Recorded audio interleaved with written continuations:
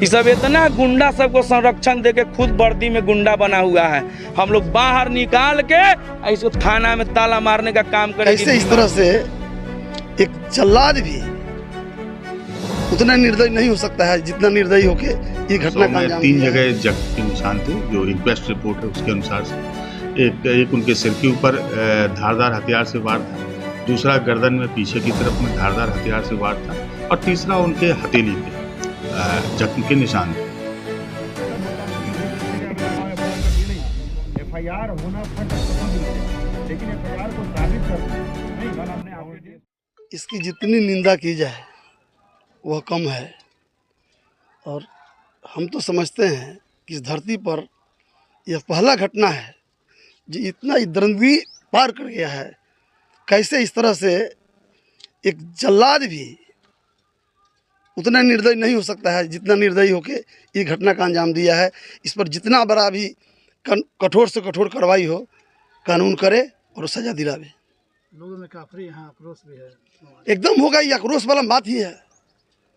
हम लोग तो यहाँ से 15 किलोमीटर घर है, हम लोग देख के दुखी हैं, सुन के दुखी हैं।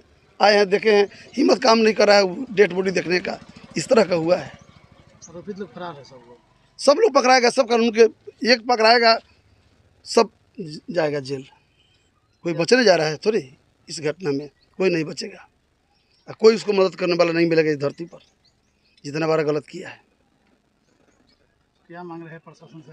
प्रशासन से मांग करेंगे, सरकार से मांग करेंगे जो कठोर से कठोर उस पर कार्रवाई हो और जिसके साथ घटना घटी है उसको न्याय मिले। इसके पहले भी उसके साथ घटना हुई है, उसके सुने हैं कि उसके बच्चा का नहर में ढकेल के मारा गया है। शरीर पर 50 से अधिक चाकू का निशान बताया जा रहा है। अरे बोले ना कि इसकी जितना निंदा की जाए कम है। ये पहली घटना है, देख के रूह कांप जा रहा है। स्थान को भी काट दिया गया। अरे मत कहिए भाई, देख के रूह कांप जा रहा है। मैं बोल रहा हूँ इतना जितना इसकी निंदा की जाए कम है। आक्रोश इसलिए है कि यहाँ SC ST की एक हमारी बहन थी, उसके साथ कुछ अपराधियों ने जघन्य अपराध करके गैंग रेप करके उसकी निर्मम हत्या कर दी है। इसके विरोध में भीम आर्मी से हम लोग आए हैं। हम वैशाली प्रखंड के भीम आर्मी के अध्यक्ष हैं और हम अपने बहन के न्याय के लिए यहाँ आए हैं। थाना प्रभारी भरुआगिरी जो दलाल बना हुआ है सत्ता का, अभी अगर ये कार्रवाई नहीं करेगा तो इसको थाना से बाहर निकाल के थाना में ताला मारेंगे। क्योंकि एक मामला नहीं है, 3 मामला है इस थाना क्षेत्र का। इस सत्ता के दलाल चाटुकार बन के केस को दबाने में लगा हुआ है। इसको हम लोग दबने नहीं देंगे। अभी थाना में घुस के ताला मारेगी भीम आर्मी। किसी गिरफ्तारी नहीं हुई अभी तक ही कोई। अरे बोल तो दिया, इस सत्ता के दलाल सब है, चाटुकार है, गिरफ्तार करेगा? लगता है आप लोगों की गिरफ्तार? बोलिए, आप लोग को लगता है कि गिरफ्तार करेगा? कोई नहीं। हम लोग भीम आर्मी से हैं, पूरे वर्ल्ड में भीम आर्मी काम कर रही है। आए दिन ऐसा केस आता है, सबसे ज़्यादा पारू थाना क्षेत्र इसका क्राइम में आगे है। एक मामला रहता तो कहते कि फर्स्ट बार मामला हुआ, 3 मामला संगीन मामला इस थाना क्षेत्र का है। अगर तत्काल थाना प्रभारी कोई कदम नहीं उठाते हैं तो हम लोग थाना में अभी घुस के ताला मारने का काम करेंगे। हाल में पीड़ित परिवार को न्याय दिलाएंगे और हाल में पीड़ित परिवार को न्याय दिलाया जाएगा। और मैं बिहार सरकार से नीतीश कुमार को ये कहना चाहता हूं कि नीतीश बाबू, आप अपना दिमाग और कान खोल लीजिए, क्योंकि अब भीम आर्मी आपका जुल्म और अत्याचार, आपके प्रशासन का अत्याचार बर्दाश्त नहीं करेगा। क्योंकि आपके सुशासन और प्रशासन संरक्षण दे के माफियाओं को और हमारे बहन बेटी के साथ रेप बलात्कार करवा रहा है। प्रशासन खड़ा होकर इज्जत लुटवा रहा है। इसका सबूत मेरे पास है।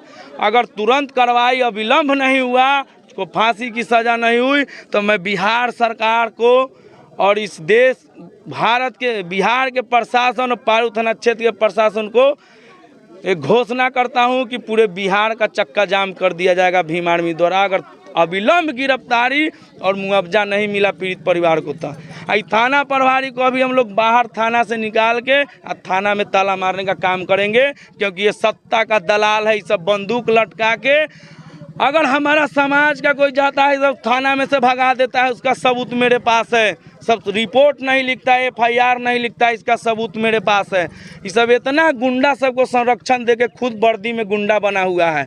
हम लोग बाहर निकाल के इसको थाना में ताला मारने का काम करेगी भीम आर्मी। 12 अगस्त को पारू थाना के अंतर्गत एक मामला प्रकाश में आया था। लालू छपरा एक गांव है, वहां पे 14 वर्ष की एक बच्ची है, उनका शव प्राप्त हुआ था। सूचना के आधार पर पुलिस तुरंत वहां पहुंची थी और हम लोगों ने शव का जो इंक्वेस्ट है, पंचनामा है, वो किया और एक प्रॉपर प्रोसीजर के तहत उनका पोस्टमार्टम भी कराया गया। शव में 3 जगह जख्म के निशान थे, जो इंक्वेस्ट रिपोर्ट है उसके अनुसार से। एक उनके सिर के ऊपर धारदार हथियार से वार था, दूसरा गर्दन में पीछे की तरफ में धारदार हथियार से वार था और तीसरा उनके हथेली पे जख्म के निशान थे। और इसके आधार पर हम लोगों ने अपनी इंक्वेस्ट तैयार की है, पोस्टमार्टम के लिए भेजा है। अभी शीघ्र 1 से 2 घंटे के अंदर हम लोग को पोस्टमार्टम रिपोर्ट भी प्राप्त हो जाएगी, उससे और पता लगेगा।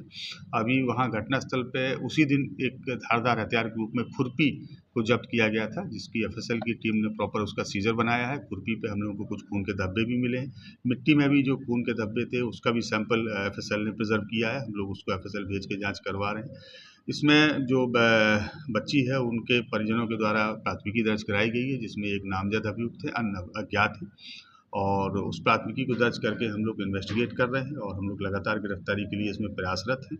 और मेरे स्वयं के द्वारा भी आज वहाँ का घटनास्थल का मुआयना किया गया था और जो बच्ची के परिजन थे घर पर जाके उनसे मुलाकात की गई थी। हमसे पूर्व वहाँ पे जो जिला समाज कल्याण अधिकारी हैं वो भी गए थे, चूँकि एक्ट में प्रावधान है मुआवजे का। तो हम लोग का प्रयास है कि मुआवजे की जो प्रक्रिया है वो आज शाम तक हम लोग कर पाएँ, ताकि मुआवजे की जो पहली क्या लग रहा है कारण? घटना के पीछे का कारण अभी तक तो ये समझ में आ रहा है कि उसमें उनकी हत्या की गई है, एक धारदार हथियार से हत्या की गई है। अब हत्या क्यों की गई है ये थोड़ा इन्वेस्टिगेशन का विषय है। FIR में परिजनों का आरोप है कि ग्रामीण हैं, उनके ऊपर आरोप है कि उसको घर से ले गए और वो ज़बरदस्ती शादी करना चाहते थे, ऐसा परिजनों का आरोप है। हम लोग अभी इसको इन्वेस्टिगेट कर रहे हैं और शीघ्र जब गिरफ्तारी हो जाएगी और कुछ हम लोग के पास डिटेल्स आ जाएंगे तो हम लोग आप लोगों को बहुत इसमें फर्दर बता पाएंगे।